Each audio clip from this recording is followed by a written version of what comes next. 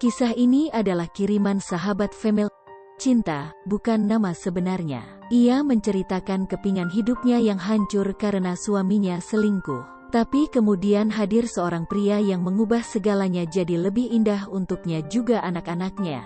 Dari awal kuliah saya pacaran dengan seorang pria, yang kemudian akhirnya menjadi suami saya. Total kami pacaran kurang lebih 9 tahun.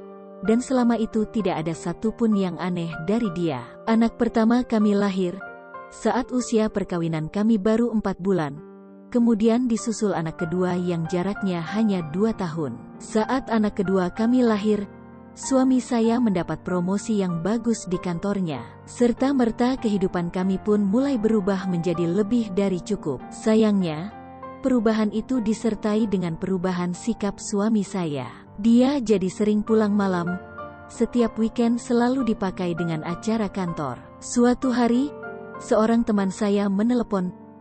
Dia juga teman satu kantor dengan suami saya. Dengan hati-hati dia cerita, kalau ternyata suami saya ada affair di kantor dengan atasannya. Dan yang lebih mengejutkan lagi katanya, suami saya dan selingkuhannya itu sudah berencana akan menikah. Sejak itu mulailah badai datang. Setiap hari kami bertengkar. Rumah tangga kami mulai seperti neraka. Suami saya mulai ringan tangan. Anak-anak kami yang seringkali menjadi korban karena selalu menyaksikan kami bertengkar. Puncaknya suami saya meninggalkan rumah. Dunia seperti runtuh di mata saya.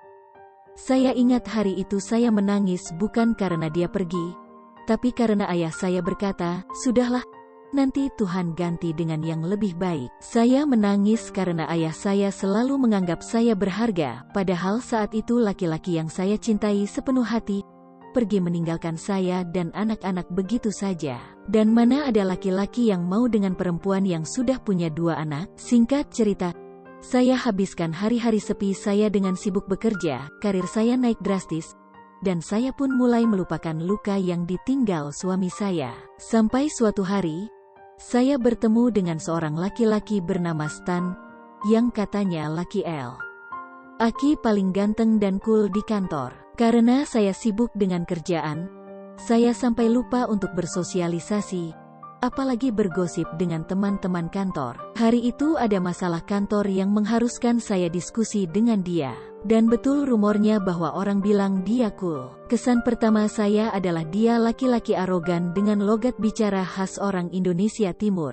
Hari berikutnya ada proyek yang harus dikerjakan tim dengan dia. Tanpa saya sadari akhirnya saya menjadi dekat dengan dia, dan mulai mengerti dengan pribadinya yang keras. Perlahan-lahan kami mulai saling cerita dengan kisah masa lalu kami. Kalau saya janda dengan 2 anak, dia memilih menjadi single karena tunangannya menikah dengan laki-laki lain. Sebagai satu-satunya perempuan di tim, saya melihat dia bukan tipe laki-laki perhatian. Dia laki-laki yang suka lihat saya kotor-kotoran dengan lumpur di proyek, dan kepanasan kehujanan di lapangan karena dikejar deadline, sementara laki-laki yang lain siap melakukan apa saja buat saya. Tapi itu yang akhirnya membuat saya jatuh hati. Suatu weekend, dia menjemput saya dan anak-anak seperti biasa untuk refreshing. Tanpa sepengetahuan saya, ayahnya dari Manado datang.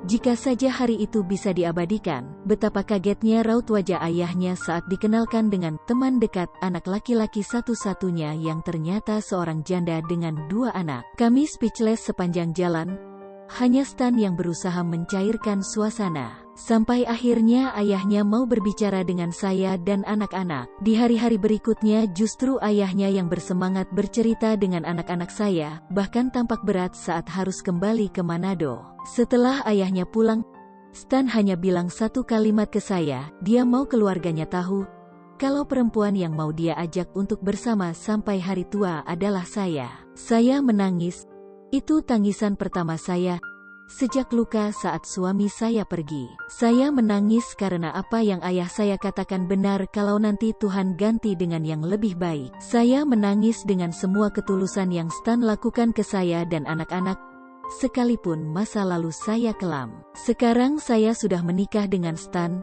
dan baru dikaruniai satu lagi bayi laki-laki yang sehat dan sempurna. Ternyata, Happily Ever After itu bukan hanya di buku dongeng saja. Buat semua perempuan yang sekarang ada di saat paling suram, jangan berhenti berharap. Tetaplah menjadi baik sekalipun perlakuan orang tidak baik kepada kita, karena suatu hari kita pasti akan ditemukan oleh orang baik juga. Selalu ada pelangi setelah hujan dan Tuhan selalu memberi kita yang terbaik.